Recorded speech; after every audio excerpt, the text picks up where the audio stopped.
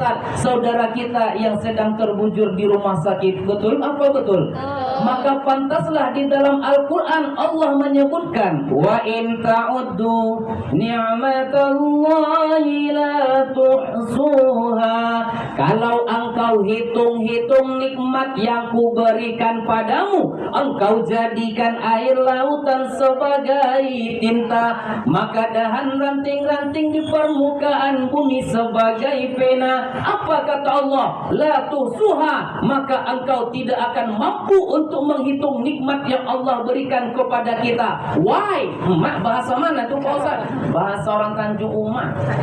Ternyata kenapa kita tidak bisa menghitung nikmat Allah? Karena nikmat Allah itu bukan untuk kita hitung-hitung. Nikmat Allah itu bukan untuk kita banding-bandingkan, melain untuk kita syukuri. Jawabannya surah Ibrahim ayat yang ke-7, la in syakartum la azidannakum. Ketika kita bersyukur, Allah janji. Kalau Allah janji, kira-kira ditunaikan apa tidak Bapak Ibu? Ditunaikan apa tidak Bu?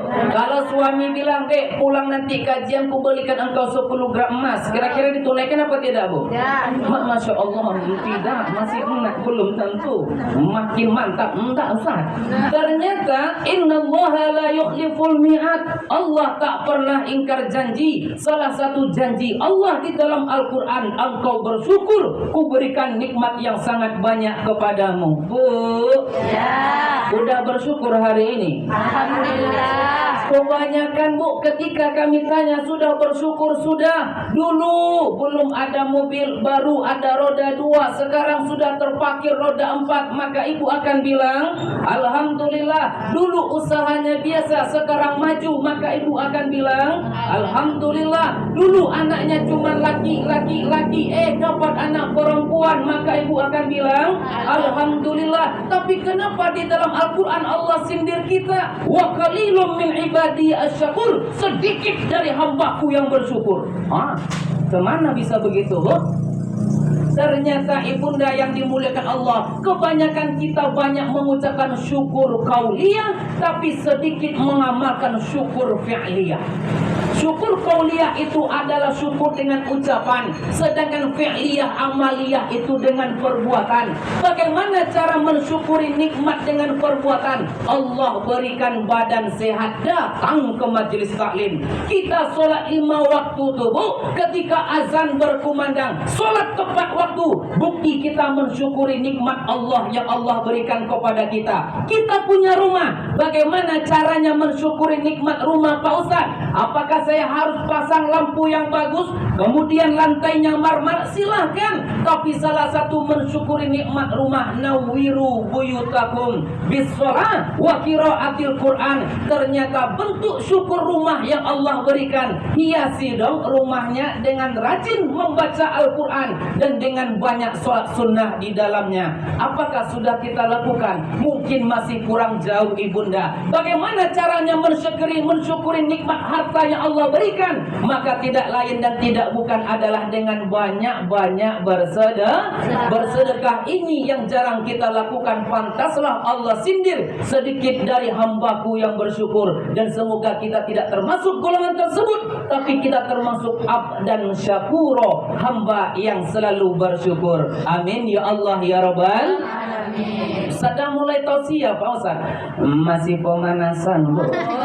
Belum, ini masih manas-manasin ini. Kita balik maghrib pokoknya. Ustaz dah pulang? Belum.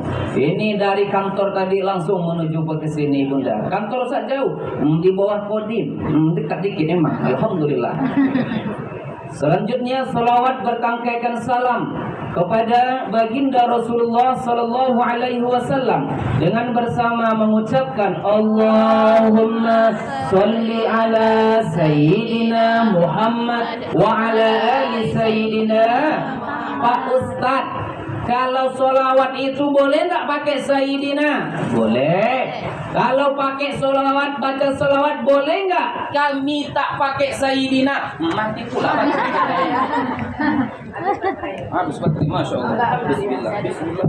Oh, masih ada satu lagi. Bismillah. Lanjut lagi, Bu. Bagaimana kita tadi? Oh, salawat Nabi. Oh, Masya Allah. Memang fokus ibu ini ternyata. Pak Ustadz, boleh nggak pakai baca salawat pakai Sayyidina? Boleh. Tak pakai Sayyidina, Pak Ustadz macam mana? Boleh. Yang tak boleh itu adalah Tidak bersalawat. nah, paten itu jawabannya. Kenapa masih berdebat? Mau pakai Sayyidina, tak mau pakai Sayyidina, silakan. Yang penting harus rajin-rajin membaca salawat. Ada orang yang sombong di sini. Jangan nengok orang sebelah. Ada Pak Ustaz, nengok sebelah. Ternyata ibunda yang dimuliakan Allah, orang yang sombong itu bukan orang yang ketika tidak mau bersedekah saja. Orang yang sombong itu bukan yang baru beli motor tak mau lagi nyapa tetangga. Pas ketika dibunyiin klaksonnya, kredit. Dipencet lagi, kredit. Pencet panjang, nunggak 3 bulan. Ternyata ibunda, orang yang sombong bukan itu saja. Kata Rasulullah Sallallahu Alaihi Wasallam, orang yang sombong itu ada 2. Siapa mereka? Yang pertama adalah orang yang tak mau berdoa. Dan yang kedua adalah orang yang terasa berat mulut, bibir dan lidahnya untuk bersolawat kepada baginda Rasulullah Sallallahu Alaihi Wasallam. Semoga kita tidak termasuk orang yang sombong tersebut. Amin ya Allah ya Rabbal Alamin. Makanya ibunda yang dimuliakan Allah Subhanahu Wa Taala, dekat dengan orang baik senang apa tidak? Dekat dengan orang yang banyak ilmunya senang apa tidak? Dekat dengan orang yang banyak duitnya senang apa tidak? Biasa aja. Kenapa? Biasa aja. Kamu bisa pinjam? Masya Allah, ini jujur nampaknya nih, bisa pinjam Pak Ustaz. Ternyata ibunda yang dimuliakan Allah, dekat dengan orang baik,